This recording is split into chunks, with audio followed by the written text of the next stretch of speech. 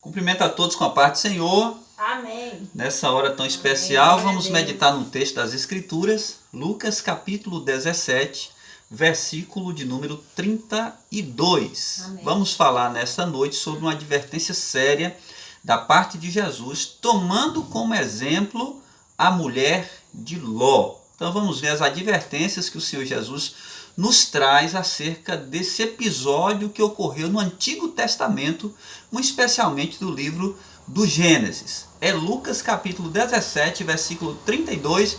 O Senhor Jesus diz assim, numa advertência: lembrai-vos da mulher de Ló. Lembrai-vos da mulher de Ló. Ele traz à tona um episódio e um modelo que deve ser lembrado, mas um modelo que deve ser lembrado como advertência. Vamos trazer um esboço acerca do que nós podemos aprender acerca da história da mulher de Ló. Primeiro, Jesus disse para lembrarmos da mulher de Ló. Vamos, em primeiro lugar, destacar seus muitos privilégios. Ela tinha muitos privilégios. Para alguns que não sabem, a mulher de Ló tinha todo um cenário que a beneficiaria para ser uma mulher muito temente a Deus. Então vamos ver quais eram os seus privilégios. Primeiro, ela tinha um marido justo. 2 Pedro capítulo 2, versículo 7, o apóstolo Pedro fala que Ló, que era um homem justo, sofria por causa dos problemas que ocorriam em Sodoma e Gomorra. Então ela tinha um modelo dentro de casa que era o seu esposo, um homem justo. Em segundo lugar, o privilégio que ela tinha é que ela tinha parentes crentes, tementes a Deus. Quem eram? Abraão e Sara. Olha que Abraão veio a ser chamado amigo de Deus e é conhecido até hoje como o pai da fé. Então ela tinha parentes crentes. Terceiro privilégio que ela tinha é um privilégio raro e especial. Foi advertida por anjos para uma fuga apressada. Ela teve o privilégio de ter na casa dela a visita de anjos, dizendo que Deus ia destruir Sodoma e Gomorra. Observe que a Bíblia diz que o anjo do Senhor acampa-se ao redor dos que o temem e os livra. E que anjos são espíritos ministradores enviados a favor daqueles que hão de herdar a salvação. Ela teve o privilégio de ser advertida pessoalmente por anjos da parte de Deus. Quarto privilégio que ela tinha: ela foi despertada espiritualmente e fez até um começo. Qual foi o despertamento que ela teve? O despertamento de sair de Sodoma e Gomorra, e a princípio ela até caminhou para sair. Então ela teve um início de caminhada. Ela teve um início que daria a ela o direito de salvar-se da destruição daquela cidade. Ela teve um início espiritual. Então nós vimos aqui até agora 4 pontos. Vamos para o quinto ponto do privilégio dela, é que ela já havia sido salva uma vez. Gênesis 14, versículo 16. Quando Abraão juntou alguns homens e foi resgatar Ló juntamente com toda a sua casa. Então ela tinha experiência de livramento. Ela tinha experiência de libertação física, claro, mas ela viu como Deus agiu por intermédio de Abraão e os seus homens, trazendo de volta Ló e toda a sua casa que havia sido levado cativo. Então a mulher de Ló teve o privilégio de ter um acontecimento que marcou a sua vida, uma experiência com Deus. Então esses são privilégios que ela tinha. Então destacamos aqui que a mulher de Ló tinha privilégios, teve experiências com Deus, teve visitas de anjo, teve parentes crentes, tinha um marido que era justo. Então ela tinha toda a condição de ser uma pessoa fiel a Deus. Mas vamos destacar o segundo ponto da vida dela, que foi o seu pecado. Aqui está escrito assim: foi incapaz incrédula e hesitou, não se apressou a obedecer. Gênesis 19, versículos 15 e 16 diz que quando os anjos estão ali dizendo saiam da cidade, ela demorava a sair, possivelmente porque o seu coração ainda estava preso nas coisas daquela cidade. Tanto é que o anjo teve que pegar no braço dela, do seu esposo e das filhas e tirá-los apressadamente. A advertência de Jesus para nossas vidas é a mesma que ele deu a Zaqueu: desce depressa, porque hoje me convém pousar na tua casa. Mas ela se demorou. Esse foi o seu pecado. Segundo pecado, foi ingrata e desprezou a misericórdia de Deus. Quando ela, no meio da estrada, olhou para trás, coisa que não deveria fazer, ela tinha todas as condições de ser salva, de sair daquela cidade, mas ela desprezou a misericórdia que Deus teve para com ela e a sua casa, de salvá-la da destruição. Terceiro pecado dela é que ela amou mais o mundo do que a Deus. Ou seja, novamente eu quero frisar, o seu coração estava preso em Sodoma, preso em Gomorra. E Jesus nos advertiu dizendo: onde estiver o vosso tesouro, aí estará também o vosso coração. Terceiro destaque da vida da mulher de Ló é o seu castigo. Então nós vimos os seus privilégios, vimos o seu pecado, agora vamos ver o seu castigo. Vamos ver o que a Escritura nos diz. Primeiro, ela padeceu a vida, perdeu a vida de repente, estando bem próxima da salvação. Que situação triste! Ela estava tão perto de escapar da destruição de Sodoma e Gomorra, estava tão próxima da sua salvação e ela perdeu, porque ela teve a atitude errada de olhar para trás.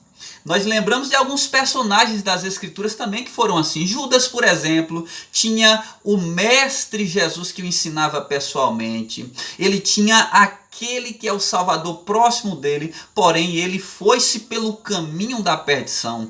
Paulo fala de um Demas que amou o presente século também, amando a perdição. Nós temos muitas pessoas que estão próximas da salvação e de repente jogam tudo para o ar por causa de uma luta, por causa de uma prova, por causa de uma dificuldade. Pelo contrário, essas coisas devem nos aproximar cada vez mais de Deus. A mulher de Ló, próxima da salvação, infelizmente ela perdeu. Segundo destaque para o seu castigo é: seu dia de graça transformou-se em seu dia de juízo. Que tristeza!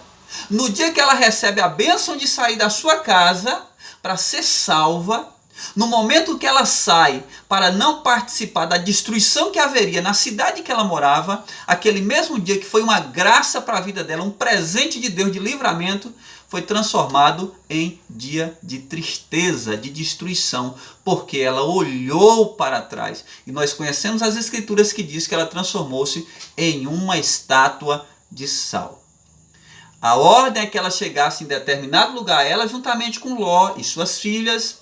Tanto é que Ló pediu que fosse para uma cidade ali próxima, que ficou conhecida como Pequena, e os anjos disseram que poderia ir. Porém, antes de chegar nesse lugar, ela olhou para trás e foi transformada em uma estátua de sal. Que coisa ruim! Deus oferece gratuitamente a salvação, o perdão, a libertação. É um dia que Deus está oferecendo o perdão por intermédio de Jesus, a salvação por intermédio de Jesus, a purificação por intermédio de Jesus, a libertação do seu lar, da sua casa, da sua vida, dos seus pensamentos, o perdão pleno dos seus pecados. E de repente as pessoas vão e jogam tudo para o ar, já perto de receber a salvação, e no dia que Deus oferece gratuitamente essa salvação por intermédio de Jesus.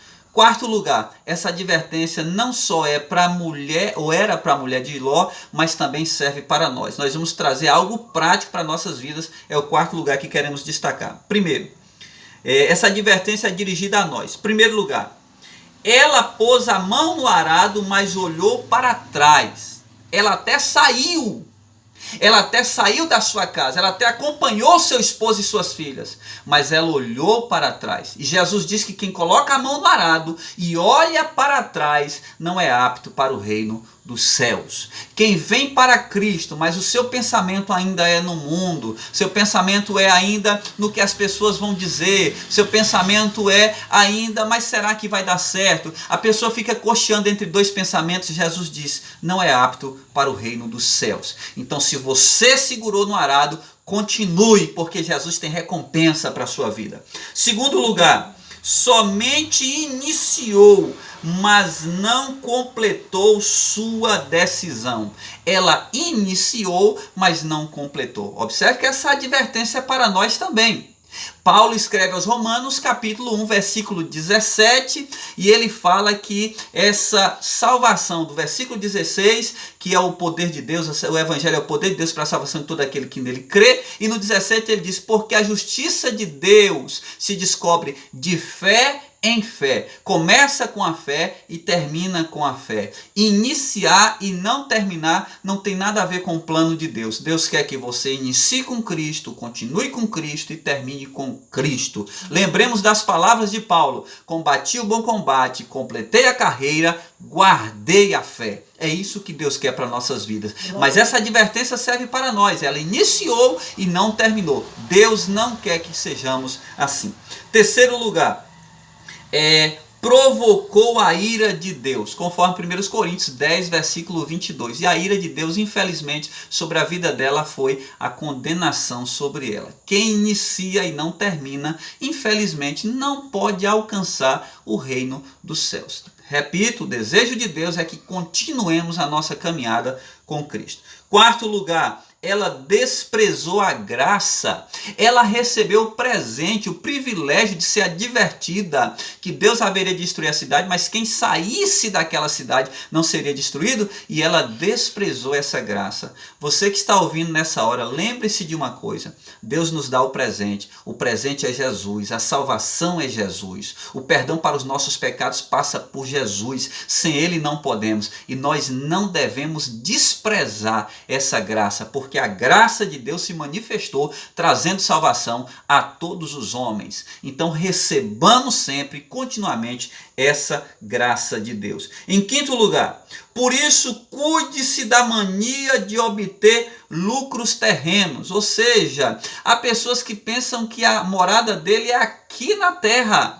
Repitamos o que Jesus diz: não ajunteis tesouro na terra, onde a traça e a ferrugem tudo consome, onde o ladrão entra, mina, rouba. Mas devemos ajuntar tesouro no céu, onde nada disso pode tirar. Ladrão não pode entrar, ferrugem não vai entrar, porque onde estiver o nosso tesouro, aí estará também o nosso coração. Então se livre dessa mania de viver como se você fosse um cidadão permanente dessa terra. Você é cidadão dos céus. Jesus em breve voltará para nos levar para o céu, porque é o céu que Deus criou para aqueles que o amam. Apocalipse 21 é uma realidade para nós, um lugar onde não haverá choro, nem pranto, nem dor, nem morte, porque aquele que está sentado no trono é que promete todas essas coisas. Então se livre da mania de ficar buscando as coisas da terra como se elas fossem eternas. Eterno é o que Deus preparou para você.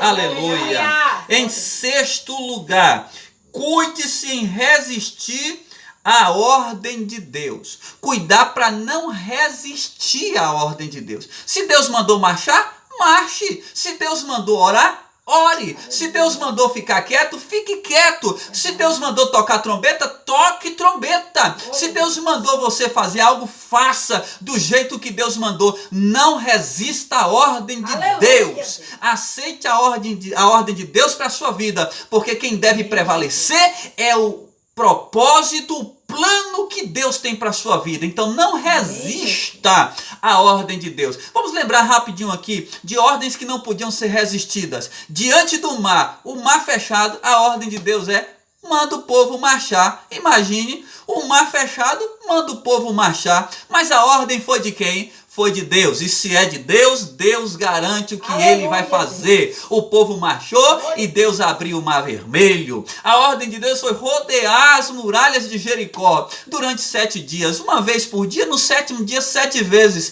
A ordem era de Deus, não podia ser resistida. Ainda que alguém perguntasse, mas rodar para quê? Só ficar rodando, não importa. Se a ordem é de Deus, cumpra, porque no final vai dar certo. Aleluia. Naamã tinha que mergulhar 7 vezes, questionou, até que alguém aconselhou e ele foi lá mergulhar 7 vezes. Não questione, ao mergulhar 7 vezes, ele foi abençoado. Não sei a ordem que Deus tem te dado, mas eu sei que se Deus te deu uma ordem, obedeça, porque vai dar certo e não resista. E em último lugar, para finalizarmos aqui, vimos já 6 pontos, vamos ver o 7º ponto da advertência dirigida a nós também. E último, cuide-se em hesitar quando Deus manda apressar-se. Não hesite. Se Deus está dizendo o que é hoje, é hoje. Se Deus disse que é agora, é agora. Se Deus disse que é para já, é para já. Então nada de ficar demorando. Vamos lembrar o que Jesus disse a Zaqueu?